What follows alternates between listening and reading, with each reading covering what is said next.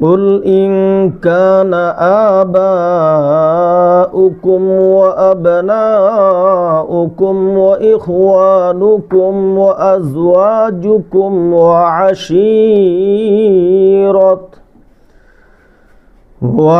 وعشيرتكم وأموال اقترفتموها وتجارة تخشون كسادها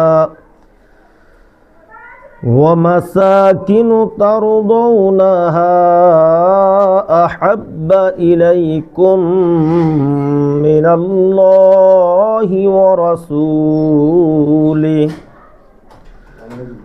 وجهاد في سبيله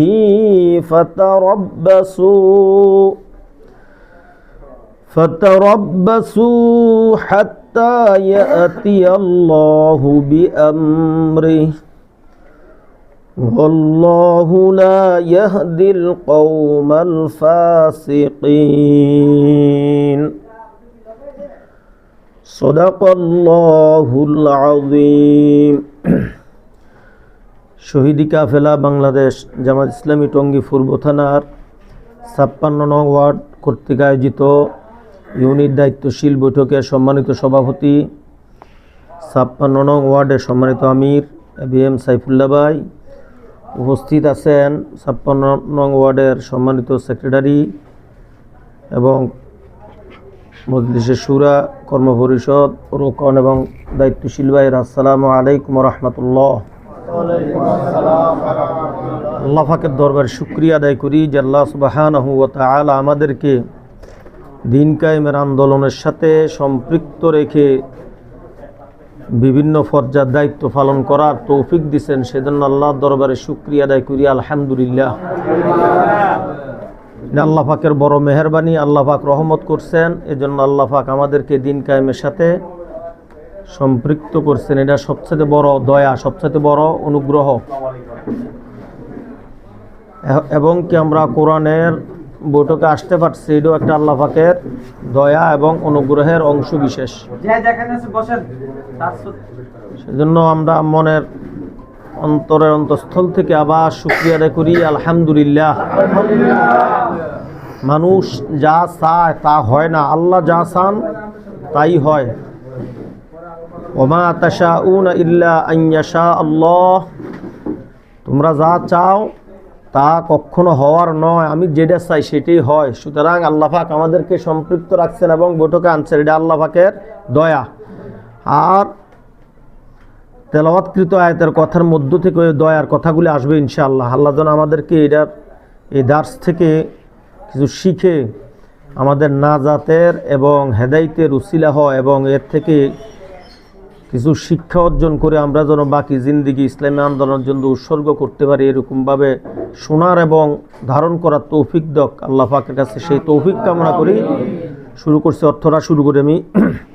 আল্লাহ পাক বলতেছেন, হে ইমানদারেরা, লা তাত্তাখিযু আবাআকুম ওয়া ইখওয়ানাকুম, তোমরা তোমাদের পিতা তোমাদের ভাই, আউলিয়া ইন ইস্তাহাব্বুল কুফরা আলাল ঈমান, এরা যদি ঈমানের চাইতে কুফরকে বেশি ভালোবাসে তাহলে এদেরকে তোমরা ওলি হিসেবে, অভিভাবক হিসেবে গ্রহণ করবে না। ওয়া মান ইয়াতাওয়াল্লাহুম মিনকুম, আর কুফুরি হালতে থাকার পরেও যদি কোনো ইমানদার ওই সমস্ত পিতা এবং ভাইদেরকে অভিভাবক হিসেবে গ্রহণ করে এবং মহব্বত করে, ফাউলাইকা হুমুজ জালিমুন, ঈমান আনার পরেও তারা জালিম। এরপর আয়াত, কুল ইন কানা আবাউকুম, হে রাসূল আপনি বলিয়ে দিন, তোমাদের পিতা ওয়া আবনাউকুম তোমাদের সন্তান, ওয়া ইখওয়ানুকুম তোমাদের ভাই, ওয়া আজওয়াজুকুম তোমাদের স্ত্রীগণ, ওয়া আশিরাতুকুম তোমাদের যত আত্মীয় স্বজন আছে এবং তোমাদের বংশ জ্ঞাতি গোষ্ঠী, ওয়া আমওয়ালু নিকতারাফতুমুহা তোমাদের অর্জিত সম্পদ, ওয়া তিজারাতুন তাখশাউনা কাসাদাহা তোমাদের ব্যবসা বাণিজ্য যেগুলি লস হওয়াকে তোমরা ভয় পাও, ওয়া মাসাকিনু তারদাউনাহা এবং ওইসব বাড়িঘর যেগুলি তোমাদের খুব পছন্দের, আহাব্বা ইলাইকুম মিনাল্লাহি ওয়া রাসূলি, যদি আল্লাহ তার রাসূল এবং আল্লাহর রাস্তায় আল্লাহর জন্য জিহাদ করা, এই তিনটার চাইতে এই 8টা জিনিস তোমাদের কাছে যদি বেশি প্রিয় হয়, 8টা তো কই গেলাম, হ্যাঁ, মা বাপ আত্মীয় স্বজন লই 8 শ্রেণী, কয় শ্রেণী? বাড়িঘর এবং ব্যবসা আর সম্পদ, অর্জিত সম্পদ, এই 8টা বিষয় যদি আহাব্বা, যদি বেশি ভালোবাসো এগুলিরই, ইলাইকুম ভালোবাসার পাত্র হয় তোমাদের কাছে, মিনাল্লাহি আল্লাহর চাইতে, ও রাসূলিহি এবং রাসূলের চাইতে, ও জিহাদিন ফি সাবিলি আল্লাহর রাস্তা জিহাদ করার চাইতে। কয়টা জিনিস এনে? 3টা। একটা হলো আল্লাহ, আল্লাহ রাসূল, আর একটা হলো কি? আল্লাহ আল্লাহ রাসূলের উপর ঈমান আনছে, ভালোবাসে, সেটার প্রমাণ হলো জিহাদ। ঠিক না? এটা না কথা? শাব্দিক অর্থ থেকে সোজা সরল ব্যাখ্যা বিশ্লেষণ ছাড়া যদি এই 3 জিনিস তোমাদের কাছে ওই 8 জিনিসের চাইতে বেশি প্রিয় হয়, ফাতারাব্বাসু, তাহলে আল্লাহর সাথে মোকাবিলার জন্য প্রস্তুত হও। কার সাথে? আল্লাহ তোমার সাথে খেলবো, তুমি তার জন্য খেলার জন্য কি খেলো। আছে নাকি পৃথিবী কোনো খেলোয়াড় আছে? ফাতারাব্বাসু, আল্লাহর সাথে মোকাবিলার জন্য তুমি রেডি হও, অপেক্ষা থাকো। হাত্তা ইয়াতিয়াল্লাহু বিআমরি, আল্লাহর আযাব এবং আল্লাহর গজব তোমার ব্যাপারে আল্লাহ কি সিদ্ধান্ত নেয়, ওই সিদ্ধান্তের জন্য তুমি প্রস্তুত থাকো। ওয়াল্লাহু লা ইয়াহদিল কওমাল ফাসিকিন, হে রাসূল, এই সতর্কবাণী শোনার পরেও যদি কেউ সতর্ক না হয়, তার কপালে হেদায়েত নেই। কথা বুঝাইছে নি?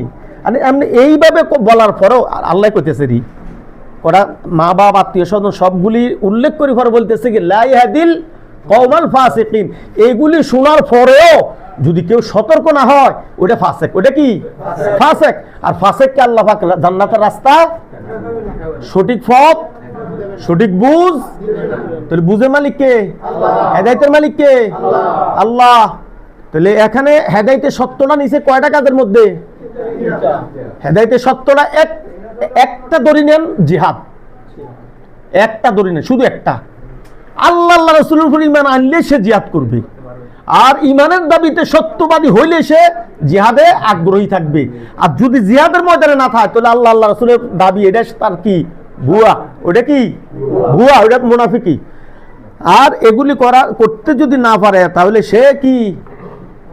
যত বড় যাই হোক না কেন কাফের না, কিন্তু সে কিন্তু ঈমানদার। এই আয়াত কাদের জন্য নাযিল হয়েছে? কাফেরদের জন্য নাকি? কাফের আল্লাহ আল্লাহ রাসূল ভালোবাসে না? এটা মুসলমানদেরকে বলতেছে। এটা কাদেরকে বলতেছে? মুসলমানদেরকে বলতেছে। ঈমান আনার পরে অনেকে হিজরত করে নাই, ঈমান আনার পরও কি করে নাই? হিজরত করে নাই। তখন এই হিজরত যারা করে নাই, তাদের ব্যাপারে কিছু আছে না কট্টরপন্থী, কিছু আছে কি নরমপন্থী, আছে না? আমরা তো এত কট্টর না, আবার আমরা এত নরম না, আছে তো এরকম। এটা অতীতেও ছিল, এখনো আছে। যারা হিজরত করে নাই তাদের ব্যাপারে ওমরপন্থী যারা, তারা বলছে তারা মুনাফিক। ওমরপন্থী যারা, তারা কি বলছে? আর উসমান আর আবু বকরপন্থী যারা নরম দিলে, তারা বলছে কি? তারা নামাজ পড়ে। তারা কি করে? নামাজ পড়ে, তারা যাকাত দেয়, উমরা করে, হজ করে, ঠিক না? নইলে একদিন লাগাইলে সিঁদুর লাগাইছে এরই, কিন্তু নেকামলও আছে। কি আছে? হুজুর জানলে এদিকে উদ্ভট কথাবার্তা কয়, শিরকি কথা, কিন্তু কি করে? বোরকও আছে, হেজাবও লাগায়, তসবিও আছে, আছে না? মিলেই তো এনে আর হে না, সব আদর্শ কিন্তু কে, ঠিক না? আবু বকরপন্থী যারা, তারা বলতেছে তারা জিহাদ করে। আইয়া জিহাদে না গেলেও, হিজরতে না করলেও তারা কি করে? নামাজ পড়ে। আর কি করে? যাকাতও দেয়। এক কথা, জিহাদ ছাড়া বাকি যা আছে তার মধ্যে আর কোনো কি নাই, কমতি নেই, বাকি সবে করে। করে নাই কি? জিহাদ করে নাই কি? বাকি অন্য কোনোটা কিন্তু আপত্তি কোরআনে নাই। মুনাফিকদের অন্য কোনো মুনাফিকি বা অন্য কোনো ত্রুটি বিচ্যুতি হাজারো থাকতে পারে হাদিসে, কিন্তু কোরআনে নাই। কোরআনে শুধু মুনাফিকের আচরণ, সেটা কি? জিহাদে যাইতে অনাগ্রহ তারা প্রকাশ করছে, ঠিক কিনা? মুহাজির যারা হিজরত করছে, তাদের মধ্যে তো সবচেয়ে বেশি না? আর তাদের কোরবানিটাও কি সবচেয়ে বেশি? আমি প্রায় মসজিদের আলোচনা বলি, ইসলামের ইতিহাসে যত পরীক্ষা হয়েছে সাহাবাই কেরামে, তার মধ্যে কঠিন পরীক্ষা কোনটা? হিজরত। হিজরতের চাইতে বড় কঠিন পরীক্ষা আছে নাকি? বিয়ে শাদী করে মনে করে একটা বোন বিয়ে দিলে বোনের কান্দা দেখলে বাপ ভাই 14 গোষ্ঠী কান্দে না? অনকি এই কান্দার পরও কি এর মধ্যে একটা আনন্দ আছে না? লক্ষ লক্ষ টাকা খরচ করি, তারপরও বাপের বাড়ি সারি যায়, ভাই কান্দে, একথা সবাই কান্দে, কান্দে কিনা? এই যে একটা গ্রাম থেকে আরেকটা গ্রাম, আমুদে প্রমুদে নতুন এক সংসার, এর মধ্যে যদি এত কষ্ট হয়, এই সমস্ত বোন ভাই স্ত্রী বিবি বাল বাচ্চা সন্তান সন্ততি ব্যবসা বাণিজ্য চাকরি বাকরি যা আছে সব কিছু ছেড়ে দিয়ে যাইতে শুইব, কোন জায়গা খাইব, কোন জায়গায় গোসল করবো, এটি কোনো গ্যারান্টি না, এটি কোনো ব্যবস্থা ছিল? ওই হিজরত কি জিহাদের চাইতে কঠিন না? কঠিন না? ওই হিজরতের কারণে মুহাজিরদের এত মর্যাদা, মুহাজিরদের মর্যাদা সবচেয়ে বেশি। মুহাজিরদের মর্যাদা কি? আর তাদেরকে তারা আশ্রয় দিছে আনসার, তাদের মর্যাদাও কি বেশি। তাহলে ইসলামের ইতিহাসে পরীক্ষার মধ্যে হিজরতের পরীক্ষা সবচেয়ে কঠিন পরীক্ষা। সবচেয়ে কঠিন পরীক্ষা কি? স্বয়ং রাসূল করিম সাল্লাল্লাহু আলাইহি সাল্লাম চোখের পানি জমিনে ফুটছে হিজরতের রাত। কোনটা কি? চোখের পানি জমিনে ফুটছে। আর সাহাবাই কেরামের হিজরত আরো কঠিন ছিল, শুধুমাত্র সহজ ছিল হযরত ওমরের হিজরত। তার হিজরত ওই শয়তান ও ভয় পাইতো, আবু জাহেল বল ভয় পাইতো, বিদায় তার কাছে কেউ আসতে পারে নাই। আর সকলের হিজরত ছিল কি? হৃদয় বিদারক। সকল হিজরত ছিল কি? মর্মান্তিক কাহিনী, বাড়িঘর সব সারি যায়। এক সাহাবি যাইতেছে বলই শ্বশুরবাড়ির কাছে দিয়ে যায়, শ্বশুরবাড়ি তারা কইছে তুমি আমাদের মেয়ে নাও কেন, তো 14 গোষ্ঠী তুই লই যা, আমাদের মেয়ে নিতে পারবি না। পরে কয় তো কি করবো, মেয়েরাই দিছে। কইছে ঠিক আছে, তারপরও গেলাম। তারপরও কি? তারপরও হিজরত আগে। তারপরও কি? হিজরত আগে, রাসূল আগে। তোর বোন তোর বংশ 14 গোষ্ঠী যদি আমরা বইতি তাও আমি সারি যেতাম। রাসূল যেখানে সেখানে আমার যেতেই হবে। রাসূল আমার যেখানে, বাচ্চাটা লোক রওনা দিছে, বাচ্চা কি তোর একলা বেটা, তোর হেড তুন বাড়িছে, তোর ফেট থেকে বাড়িছে, কথা যুক্তি ঠিক না? বাচ্চাটা রেখে দিছে। বোধ ছেদে বাচ্চার মায়া বেশি না নাকি? হ্যাঁ, বাচ্চা হওয়ার পরে বাচ্চার মায়াটা বেশি, আল্লাহর হুকুম। এটা কি? বাচ্চাটা দি চোখের পানি দি কইছে হিজরত আগে। কি আগে? তাহলে আল্লাহ আল্লাহ রাসূলের মহব্বত বোর মহব্বতের চেয়ে বেশি, ছেলের মহব্বতের চাইতে বেশি, ধন সম্পদের মহব্বতের চাইতে বেশি। যদি বেশি না হয় তাহলে কি? 5 এই আয়াতে যেটা কইছি, যদি বেশি না হয় 5। হযরত ওমর ফন্তি যারা বলছে, তারা বলতেছেন আমরা ঈমান আনার পরে রাসূল মদিনা, আমরা মক্কা, আমাদের প্রতিটা সেকেন্ড গেছে এক একটা দিনের মতো কষ্ট। আমরা মুহাম্মদ ছাড়া থাকতে পারি না, আমরা মুহাম্মদ ছাড়া। এখন তারা কোন জাতের ঈমান আনছে, কোন ঈমান তারা বসবাস করে 14 গোষ্ঠীর সন্তুষ্ট চিত্তে মক্কা আছে, এটা তো আমাদের বুঝে আসে না। কথা বুঝাইছে নি? এটা কোন জাতের বিষ? উমুকে খাইলো তারে বিষে ধরলো না, আর আমি যে বিষ খেলাম আমারে বিষে ধরছে, তাহলে বিষের মেজো ভেজাল। বিষের মেজো কি ভেজাল নাকি? একই বিষ। উমুকে খাইছে যুবক, টকবকি যুবক, মরে গেল। আরে বুড়া মানুষ মরে না, এদের সুন্দর মতো বসে রয়েছে, তার মানে আপনি বিষ খান নাই। আপনি কি খান নাই? বিষ খান নাই। আমি ঈমান আনি, আমরা থাকতে পারলাম না 14 গোষ্ঠীর ব্যবসা বাণিজ্য। উসমান কি ব্যবসায়ী না? বড় ব্যবসায়ী না? তাজেরা কাবির হযরত উসমান আব্দুর রহমান বিন আউফ, ইসলামের ইতিহাসে সবচেয়ে বড় শিল্পপতি আব্দুর রহমান বিন আউফ। মদিনা আইসা হেরে জনে দিছে, যারে ভাই বানাই দিছে যে অমুকের বাড়িতে থাকবেন, এই সম্পদ। কইছে আমার কিচ্ছু লাগবে না, আমার একটা বাজার দেখাই দেন, আর কোনে কিনে কোনটা হোলসেলের বাজার, মোকাম কোনটা, আর কোনটা ফাইকে খুচরা বাজার, এটা দেখাই দেন। এ করতে হইতে সে আবারও মদিনাতে আইসো কি ইসলামের ইতিহাসে সবচেয়ে বড় শিল্পপতি তাজেরে কাবির। এখন কইতেছে তারা কোন জাতের ঈমান আনছে, তাদের ঈমানে তাদেরকে হিজরত করতে বাধ্য করে না, পাগল বানায় না। আমরা ঈমান আনি, আমরা তো সব সারি চলে আসলাম। আমাদের ঈমানে আমাদেরকে কি করছে? হিজরত করতে পাগল বানাই নিছি। মদিনা আসলাম, রাসূলে দেখলাম, সমস্ত দুঃখ ভুলে গেছি। আর তার কোন জাতের বিষ খাইছে, কোন জাতের ঈমান এটা? হে ঈমান লইয়ে হে মক্কাতে জালেমের এই কাফেরদের সমাজে সন্তুষ্ট চিত্তে তার ব্যবসা চলে, বাণিজ্য চলে, সবে চলে। তাহলে শুরু হয়েছে নি মতানৈক্য, একতেলাফ। এটার কি কয়? একতেলাফ। মুহাম্মদ সাল্লাল্লাহু আলাইহি ওয়াসাল্লাম জীবিত, মুহাম্মদ সাল্লাল্লাহু আলাইহি ওয়াসাল্লাম আছে না? সুবহানাল্লাহ। একতেলাফের সমাধান দিব কেডা? এমন না একতেলাফ করলে যার মুগুরে জোর বেশি একটা জয় হয়। তখন কি মুখের জোর ছিল? মুহাম্মদ সাল্লাল্লাহু আলাইহি সাল্লাম সমাধান দিবে। মুহাম্মদের দিব কে? আল্লাহ। দুই গ্রুপ, দুই মতের একতলাপ, তবে তাদের মধ্যে মতভেদ হয়েছে, দলভেদ হয় নাই। দলভেদ হারাম, মতভেদ জায়েজ। দলভেদ হারাম, দলভেদ হারাম, ফেরকা হার। এটির আর কোন কথা। রাসূলুল্লাহ সাল্লাল্লাহু আলাইহি ওয়াসাল্লামের কাছে ওহী নাযিল করছে, ফামা লাকুম ফিল মুনাফিকিন ফিআতাইন ওয়াল্লাহু আরকাসাহুম বিমা কাসাবু আতুরিদুনা আন তাহদু মান আদাল্লাল্লাহ। সূরা নিসা। আল্লাহ পাক ওহী নাযিল করছে, যারা মুনাফিক শুধু তারাই হিজরত থেকে বিরত রয়েছে। কথা বুঝেন নাই? ঈমান আনার পরে হিজরত করতেছে না, তারা মুনাফিক। আর তোমরা তাদেরকে নিয়ে দুটো ভাগে বিভক্ত হইলে কেন? তোমরা যেরকম হিজরত করছো, তোমাদের কি মুহাম্মদ এই হিজরত করার জন্য বাধ্য করছে? না, তোমরা নিজেরা বাধ্য হইছো, পাগল হইছো হিজরত করার জন্য। সুতরাং তারা যারা হিজরত করে নাই কিন্তু ঈমান আনছে, তারা আসলে ঈমানের দাবিতে কি সঠিক না। হ্যাঁ, এরপর আবার ব্যাখ্যা দিছে, হ্যাঁ, কেউ যদি অপারগ হয়ে হিজরত না করে থাকে, হিজরত করার 100 মন আছে, কিন্তু ওই মক্কাবাসীদের সাথে তার কি সন্ধি চুক্তি আছে, যদি এরকম কোনো বাধ্যবাধকতার মধ্যে থাকে, চলে সেটা ভিন্ন কথা। কথা বুঝাইছেনি? তাইলে ঈমানের দাবির সামনে মা বাপ সব কি বাদ। রাসূলুল্লাহ সাল্লাল্লাহু আলাইহি ওয়াসাল্লাম বলছেন, লা ইউমিনু আহাদুকুম হাত্তা আকুনা আহাব্বা ইলাইহি মিন ওয়ালিদিহি ওয়া ওয়ালাদিহি ওয়ান নাসি আজমাইন। যে ঈমান আনছে তাদের ব্যাপারে তো কথাটা, ঈমানদার ততক্ষণ পর্যন্ত দাবি করতে পারবে না, দাবি করলেও সেটা আল্লাহর কাছে গ্রহণযোগ্যতা পাবে না, যতক্ষণ পর্যন্ত তোমার মা বাপ, তোমার সন্তান সন্ততি এবং কি দুনিয়াতে যা আছে সব কিছুর চাইতে বেশি আমি নবীকে না ভালোবাসো। কথা বুঝাইছেনি? সব কিছুর চাইতে কাকে বেশি ভালোবাসতে হবে? নবী, আল্লাহ রাসূলকে, ঠিক কিনা?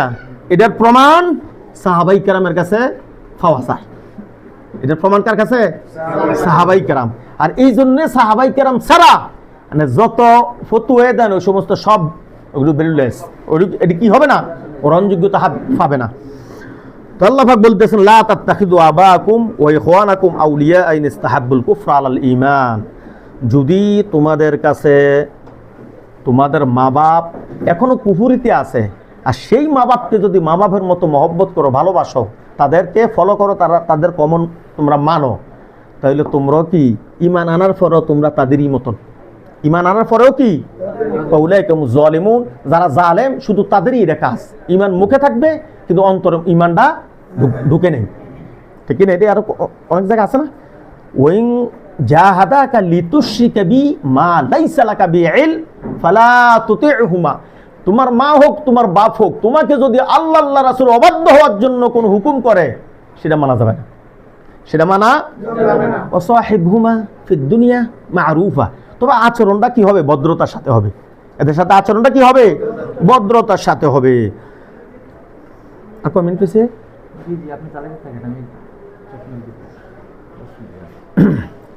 এই আয়াতের মতো আরো কয়েকটা আয়াত আছে। এই আয়াত এবং সূরা মুজাদালা লাস্টের আয়াত। বদরের যুদ্ধে জুবায়ের অথবা তালহা দুজনের একজন, শিউর মনে নেই, দুজনের একজন, এই দুইটা শিউর আফন মামুরে কতল করছে। আফন মামুরে কি করছে? হত্যা করছে বদরের যুদ্ধে। বদরের যুদ্ধে কার সাথে কাদের হয়েছে এটা জানা আছে না? আবু বকরের সামনে দুইবার পড়ছে মুহাম্মদ ইবনে আবু বকর। সে দুইবারে বাপেরে ফাই সরে গেছে, তখন সে কিন্তু অমুসলিম। পরে ছেলে বাপেরে কইতেছে, বাপজান দুইবার আপনারে কিন্তু আমি তলোয়ারের নিচে পাইছি, কিন্তু আমি ছাড়ে দিছি পিতা হিসেবে। কি হিসাবে? আবু বকর প্রতি উত্তরে দিছে, আমি যদি পাইতাম আমি কিন্তু একবারও ছাড়তে পারলাম না। আমি যদি পাইতাম, তুমি সন্তান, তুমি রেহাই পাইতা না। সুবহানাল্লাহ। এ হলো কি? ঈমান। এ হলো ঈমান। ওই যুদ্ধে জুবায়ের তার আপন মামুরে হত্যা করছে। কারে? মায়ের আপন ভাই। মায়ের এটা ভাঙিয়ে কোন লাগাই, কারণ একদম মামুও বেশি মাও বেশি, ঠিক না? আপন মামু, আপন মায়ের আপন ভাই, এইটা হত্যা করার পরে মক্কা মদিনা ইহুদি খ্রিস্টান মুনাফিক সবার উপরে এটা একবারে সবার মুখে মুখে এটা কেমন ইসলাম। ইসলাম গ্রহণ করার পরে বাপ চিনে না, ভাই চিনে না, মামু চিনে না, যারে ভাই তারে কচু কাটা করে। এটার কারণে নতুন মুসলমান যারা, তাদের উপর একটা প্রভাব পড়ছে যে আসলে এটা কত নিষ্ঠুরতা, ঠিক না? অন্যের জবাবকে দিব আল্লাহ, জবাবকে দিবেন আল্লাহ। সূরা মুজাদালা আয়াত নাযিল হয়েছে, লা তাজিদু কওমান ইউমিনুনা বিল্লাহি ওয়াল ইয়াউমিল আখির ইউয়াদ্দুনা মান হাদ্দাল্লাহ ওয়া রাসূলাহু ওয়ালাউ কানু আবাহুম আও আবনাহুম আও ইখওয়ানাহুম আও আশীরাতাহুম উলাইকা কাতাবা ফি কুলুবিহিমুল ঈমান। আল্লাহ পাক জবাবটা কত সুন্দর দিছে, যারা ঈমান আনছে তাদের কাছে বাপ নাই, আপন মামুও নাই, তাদের কাছে বাপও নাই, কি নাই, কলিজার টুকরা সন্তানও নাই। হে রাসূল আপনি পাবেন, এই কথার ডায়লগটা এইভাবে, হে রাসূল আপনি যারা ঈমান আনছে তাদের কাছে এরকম পাবেন না যে তাদের আত্মীয় স্বজন তাদের কাছে রাসূলের চাইতে প্রিয়, আল্লাহর চাইতে প্রিয়। লা তাজিদু কওমান ইউমিনুনা বিল্লাহি ওয়াল ইয়াউমিল আখির, যারা পরকালের উপর ঈমান আনছে এবং জান্নাত জাহান্নামকে কি একটা আশা করে, একটা ভয় করে, তাদের অন্তরে দ্বীনের চাইতে আপন মামুর ভালোবাসা বেশি নয়। এক মামু কেন, হাজার মামু তারা তো কতল করিয়া লাগব কেন? উলাইকা কাতাবা ফি কুলুবি, তাদের কলবে আমি ঈমান লিখি দিছি, আল্লাহ কইতে আমি লিখি দিছি। উলাইকা কাতাবা, কাতাবা মানে লেখা হয়ে গেছে, কাতাবা মাজির সিগে, মাজির শব্দ, কাতাবা লেখা হয়ে গেছে, ফি কুলুবিহিম, এ বদরের সাহাবীদের অন্তরে ঈমান লিখে দিছি আমি, কি দিছি? ঈমান লেখা হয়ে গেছে। এখন মামু একটা না এক ডজন খানি গেলে পশু মানে ফুড়ি মাছের মতন কল্লা কাটবে দিদি, কথা বুঝাইছে? কারণ তাদের অন্তরে ঈমান লেখা হয়ে গেছে, ঈমানের ভালোবাসা তাদের কাছে সবচেয়ে বেশি। কুলিন কানা বাউকুম, এরপর আবার রাসূল বলে দিতেছে, যদি তোমাদের পিতা মাতা আত্মীয় স্বজন এবং এই ব্যবসা বাণিজ্য ধন সম্পদ এগুলি যদি আল্লাহ আল্লাহ রাসূলের চাইতে বেশি প্রিয় হয়, ঠিক কিনা, এগুলি যদি আল্লাহ আল্লাহ রাসূলের চাইতে কি বেশি প্রিয় হয়, তাহলে ফাতারাব্বাসু শব্দটা কি? আমার সিগা আল্লাহ পাক হুকুম করতেছেন তোমরা অপেক্ষা করো, কি করো? প্রস্তুত থাকো। কিসের প্রস্তুত? তুমি প্রস্তুত থাকো, দেখি কারা দেখতে পারো নি, এটা তো কথা। আইন জারি করার পরে আইন লঙ্ঘন করলে পানিশমেন্ট লগে লগে কি করি জানা? মদ খাইও না, খাইলে 80 ডোরা, নাকি কইবো মদ খাইও, তোর ইচ্ছা খাইলে খাইলে, না খাইলে আল্লাহ মাফ করে দিন, এটা নাকি? জিনা করো না, জিনা করলে 100 ডোরা, আর বিয়ে করে হলে পাথর মারি উড়ে দিমু, এটা না? প্রথমে কি? প্রথমে আইন, প্রথমে আইন, প্রথমে আইন, গর্হিত কাজ যেটা করা যাবে না, আইন নিষিদ্ধ। এরপরে যদি, এরপরে কি? যদি যদি করো তাহলে কি করা হবে? জিনা করলে ডোররা, বিয়েটি হইলে পাথর, মদ খাইলে, প্রত্যেকটা অপরাধের কি আছে? যদি করি এলাও, তাহলে এই হইল কি তোমার বিচার, শাস্তি। আল্লাহ পাক এটাও করছে, প্রথমে আইন দিছে, প্রথমে কি করছে? হুকুম জারি করছে, প্রথমে কি করছে? হুকুম। তোমার সব কিছুর চাইতে বেশি দিনকে প্রাধান্য দিত। প্রথমেটা কি? হুকুম। এরপর একটা হলো কি? লঙ্ঘন। এরপর একটা যদি হুকুম লঙ্ঘন করো, এরপরটা বিচার। এরপরটা কি? সে বিচারটা আল্লাহ পাক বলছে আমি করব, আমার সাথে মোকাবিলা করার জন্য ফাতারাব্বাসু হাত্তা ইয়াতিয়াল্লাহু বিআমরি। এখন আল্লাহ বিচার, আল্লাহ কোন দিক থেকে ধরবেন, কোন দিক থেকে শুরু করবেন, কোনে যে শেষ করবেন, এটা কি কেউ জানা আছে? না। আল্লাহ পাক বলছেন ওমা ইয়ালামু জুনুদা রাব্বিকা ইল্লাহু, আমার বাহিনী, আমি কোন বাহিনী দিয়ে কারে ধরমু? হে রাসূল বিশ্ববাসী এটা জানে না, বিশ্ববাসী জানে না আমি কারে দিয়ে, কারে কোন জিনিস দিয়ে ধরমু, এটা কি নাই? জালেমদের জানা নাই, এটা জালেমদের জানা নাই।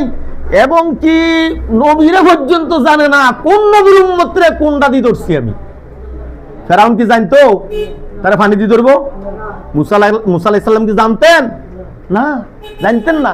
মুসা আলাইহিস সালাম নদীর উপর দিয়ে রাস্তা হয়েছে, রাস্তা হওয়ার 1 মিনিট আগে মুসা আলাইহিস সালাম জানতেন না রাস্তা হবে, এটা মুসা আলাইহিস সালাম জানতেন না। আর ফেরাউন তো মোটেই না। মুসা আলাইহিস সালাম তারপরে ইঙ্গিত পাইছে। মুসা আলাইহিস সালাম কি ইঙ্গিত পাইছে যে আমার, আচ্ছা ভাই এনে আসেন, আপনি এমনিতে নাকি 3 মিনিট? আচ্ছা আচ্ছা, তাহলে সময় শেষ। আমি মূল কথাটি করতেছি এবার, যে ফাতারাব্বাসু হাত্তা ইয়াতি আল্লাহু বিআমরি, আল্লাহ বলছে এই কাজগুলি যদি না করো, এই কাজগুলি যদি না করো তাহলে আমার শাস্তির জন্য প্রস্তুতি নাও, আমার শাস্তির জন্য প্রস্তুতি নাও। কারণ এই শাস্তিগুলি কেমন এইটা আমাদের জানা নাই। এক কথায় বলা যায় এলেম কালাম কম থাকলে যা হয়, এই জাতীয় শাস্তি কোনটা, গজব কোনটা, রহমত কোনটা এটি বোঝে না বেশিরভাগ ক্ষেত্রে। এবং কি আম লোক তো দূরের কথা, অনেক আলেমের কথা শুনলে বুঝি না এই লোকটা কি রহমত আর গজব চিনে কিনা, জমে কিনা, আমি সন্দেহ করি। কথা বুঝাইছে? আলেম আম লোক তো ভালা, আম লোক তো বাদ, আলেম তোর কথাবার্তা শুনলো বুঝা যায় না এই লোকটা এই কথাটাই বুঝে না, আল্লাহর পক্ষ থেকে আসছে এটা গজব, আল্লাহর পক্ষ থেকে আল্লাহ আমার ফাঁকরা করছে, আলেমটা বুঝে না। আলেম বুঝলোটা কি? অনেক অনেক মানে বেশিরভাগ বুঝে এটা মনে করে নিলাম। তাহলে আল্লাহ পাক বলছে আমি ধর্ম, আমি কি করবো? ধর্ম। আমরা ধরার দিকটা আসমানি কোনো গজব যদি আসে শুধু ওইটারে মনে করি গজব, ওইটারে কি মনে করি? উম্মতি মুহাম্মদের জন্য আসমানি সমূলে মুলুত ফাটনের কোনো গজব আসবে না। এটা এটা এটা ইয়ে হয়ে গেছে, আইন হয়ে গেছে রাসূলুল্লাহ দোয়ার সাথে সাথে। এইভাবে হবে না, এইভাবে হবে না। হইলে কালকে হয়ে যেত আর 10-12 সেকেন্ড থাকলি, ঠিক কিনা? ঠিক না? এইভাবে হবে না, করবেন না। এটা সতর্ক করবেন। কি করবেন? এখন কোন কোন দিক থেকে ধরবেন, ঠিক কিনা? রোগ ব্যাধি এটারে আমরা একবারে সাবজেক্টে মনে করি না, রোগ ব্যাধি মনে করি এই কারণে হয়, এই কারণে হয়। আল্লাহ পাক বলছে আমি রোগ ব্যাধি ধর্ম, এটা কোরআনে আছে, আমি রোগ ব্যাধি দিই ধর্ম। আর অন্যান্য গজব তো আছেই, অন্যান্য গজব তো আছেই। রোগ ব্যাধি এটাও একটা আমার গজব, এটাও একটা কি? ওয়ালা নুযিকান্নাহুম মিনাল আযাবিল আদনা দুনাল আযাবিল আকবার। বড় শাস্তির আগে ছোট ছোট শাস্তি দিমু, ছোট ছোট শাস্তি দিমু। লাআল্লাহুম ইয়ারজিউন, লাআল্লাহুম ইয়ারজিউন, যাতে করে তোমরা বোঝো এবং ফিরে আসো। কিন্তু উল্টাটা বুঝি এলাই, কি করে কি বুঝি? উল্টাটা বুঝে। এবং কি এই যে সূরাটা পড়ছে এটা কোন সূরা? সূরা তাওবা। এই সূরা লাস্টের দিকে আছে বছরের 2-4 বাদ দিয়ে ধরি বান্দা তোরা সতর্ক করি। আওয়ালা ইয়ারাউনা আন্নাহুম ইফতানুনা ফি কুল্লি আমিন মাররাতান আও মাররাতাইন, প্রতি বছর তুই একবার করে তোমার ধরি রোগ ব্যাধি দেই। এটা কেন দেই? সুম্মা লা ইয়াতুবুনা, এরপরও চিন্তা করবে না, এরপরে হেতেসাব করবে না, এরপরে কোনো সূচনা করবে না, এরপর কি ফিরে আসবে না? ওয়ালা হুম ইয়াযাক্কারুন, এরপরও কি তুমি আমার হুকুমগুলি মেনে নিবে না? এই হলো রোগ ব্যাধির কথা। এরপরে আত্মীয় স্বজন দিয়ে ধরবো কইছে, ছেলে সন্তান, তোর ছেলে তোর দুশ্মন বানাবো, তোর মেয়ে তোর মেয়েরে, তোর স্ত্রীরে, তোর ভাইয়েরে, এরকম হইতেছে না? ভাইজান ভাইজান কি অন্তরঙ্গ ভাই, কলজের টুকরা, এক মায়ের পেটের এক ভাই, ঠিক না? দেহি কিন্তু কয়েকদিন পরে একটা ছুরিলে ধরে আয় ভাইজান ভাইজান আর কয় না, একটারে কয় জালেম আর একটা কয় বাটফারি। তো এগুলি আল্লাহ ধরে, এগুলি কি ধরার বিষয়। তো আল্লাহ পাক আমাদেরকে এই দাস থেকে যেটা বুঝলাম আমরা, এই যে বিষয়গুলি 8টা বললাম, এই 8টা বিষয় দ্বীনের কাছ থেকে বিরত রাখে। এই 8টার মহব্বত যার ভিতরে আছে এটা ফাসেক। 8টার মহব্বত আল্লাহ, আল্লাহ রাসূল এবং জিহাদ, দ্বীন কায়েমের আন্দোলনের জন্য জিহাদ। জিহাদ উদ্দেশ্য কি? দ্বীন প্রতিষ্ঠা করা। জিহাদের উদ্দেশ্য কি? দ্বীন প্রতিষ্ঠা করা, না দেশ দখল করা? ওটা তো স্বৈরাচারী, ঠিক কিনা? তাহলে দ্বীন কায়েমের জন্য আমাদের যে যা যেটুক আল্লাহ পাক সামর্থ্য দিছে এটুক আমরা ইনশাল্লাহ ব্যয় করব, প্রয়োগ করব, চেষ্টা করব। এই 8টা আমার বাধা হয়ে দাঁড়াবো, যে 8টার কথা বলছি, ঠিক না? বহুর সমাধান লাগে, বাচ্চারা সমাধান লাগে, স্কুলে যান লাগে, বাজার করণ লাগে, অনেকগুলি এই যে 8টা কাজ বলছি, এই বাধাগুলি আমরা যেন স্মরণ রাখি। আমি দিনের কাজ, কিন্তু আমার সামনে কোনটা আইছে এই 8টার লগে মিলেনি, মিললে আমি তখন সতর্ক হবো। আল্লাহ তো বলছে আমার এই 8টারে প্রাধান্য না দিয়ে দিনের কাজকে প্রাধান্য দেয়া, নইলে এই যেটার মহব্বতে দিনের কাজ করি না ওইটারে আল্লাহ আমার জন্য জাহান্নামের কারণ এবং কি দুনিয়ার অশান্তির কারণ বানাইবো। যে বউয়ের কারণে আমি দিনের কাম করতে পারতেছি না, ওই বউকে আমার দুশ্মন বানাই দিব। বউ আমার লগে শুয়ে আরেকবার লাগে সেটিং মারবো, ঠিক কিনা? হয় না এরকম? আলহামদুলিল্লাহ দিনদারদের মধ্যে হয়নি, দেখেন হয় না, কিন্তু ওইটির বেশি হয়, ঠিক কিনা? যাক সময় শেষ। তো আমি যেই 8টা জিনিসের কথা বলছি, এই 8টা জিনিসকে আল্লাহ দুশ্মন বানাবে। এই 8টা থেকে শুরু করবে, এই 8টা থেকে কি শুরু করবে? গতকালকে এক লোক কয় 6 মাস আগে একবার অপারেশন করছে, কয় 1-1.5 লাখ টাকা গেছে। গতকালকে কয় ফাইলস করছি, ফাইলিং করছি 80,000 গেছে। 2 মাস বাইতুল মাল দিই, পরে দেয় না। আমি বাপ ভঙ্গি দেখলে আমি চাইও না। পরের লগে যে 2জন আসছিল 80,000 না, যে আরো 80,000 লাগে যাবে, কিন্তু তার 200 টাকা দিয়ে তার কল যেছে রিজায়। গত কয় মাস দেও না, চাইও না। তো কেমনে আল্লাহ কথা বুঝাইছে নি? দিন আমার ওয়াদা পূরণ করা এটা কিন্তু ফরজ। ওয়াদা পূরণ করা কি? আউফু বিল আহদ ইন্নাল আহদা কানা মাসউলা। অন এইটার লাই কত অজুহাত আসবে দিনের কাজের লাই, ঠিক কিনা? আল্লাহর রাস্তে দিব টোয়া কোনটা একবারে নরম, যেটা চালাই দেখতে নেন, ঠিক কিনা? ওর কুরকে নোট তো ফ্ল্যাট বেশি কোনো ডাক্তারের কাছে নিমু, তো ফ্ল্যাট বেচতে হবো, তো বাড়ি বেচতে হবো, সদ্য গোষ্ঠী বেচতে হবো, বেচার পরে তোর কবরে নিব, তোর সুস্থতা দিব না। ফাতারাব্বাসু হাত্তা ইয়াতি আল্লাহু বিআমরি। এগুলো আল্লাহ পাকের ধমক। এটা আল্লাহ পাকের কি ধমক? সামান্য একটা রোগ দিয়ে একটা বরণ দিয়ে শুরু করি, সমস্যা। আমার একটু শরম লাগতেছে। আমাদের এনে এক ডিগ্রিধারী লোক আসিল, বুঝছেন? মদুদ ভাই আমরা শিখাই দে, এ জামাতের লোক, এই এলাকা জামাতের লোক, আমারে চিনে না, ওটা জামাতের লোক না মিয়া। এই এলাকা থাকে জামাতের লোক, আমার লোকের পরিচয় হয় নাই, ওটা জামাতের লোক না। যখন দুঃসময় ছিল তখন ওইটার আমরা সুসময় বানাই নিছি, নিছিলাম নি? এনে তারা আছেন, দুঃসময়কে সুসময় বানাই নিছি। ওই বেটা আমার দোকানে আইয়ে যা কাস্টমার, এ বেটা একদিনও কইলো না আমি জামাতের লোক। তোর যে মুনাফিক, এই সমস্ত মুনাফিক দ্বারা দলের ক্ষতি হবে। 300 লোক নয়, আর 1100-1200 চলে গেছে, বহুত যেভাবে ওইভাবে চলে যাবো। উমা একদিন ঘটনাক্রমে পরিচয় হয়েছে, কথা শুরু করছি, আমার মুভমেন্ট দেখি পরে হুজুর হয়ে গেছে।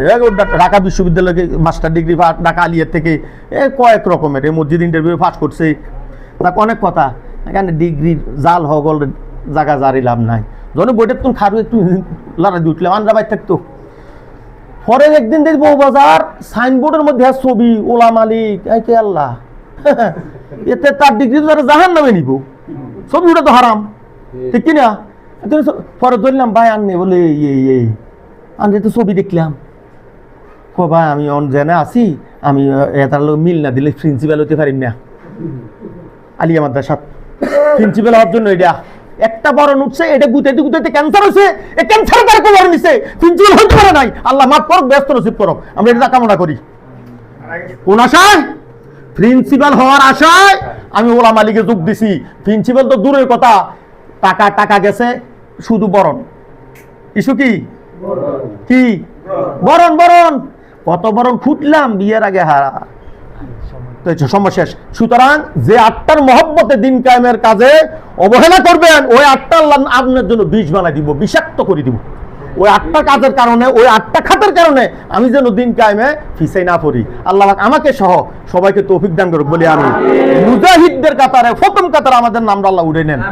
উলাইকা কাতাবা ফি কুলুবিহিল ঈমান। বদরীদের অন্তরে যেভাবে আল্লাহ ঈমান লিখছেন, আমাদের অন্তরে দয়া করে একটু লেখেন। ওয়া আখির দাওয়ানা আনিল হামদুলিল্লাহি রাব্বিল আলামিন।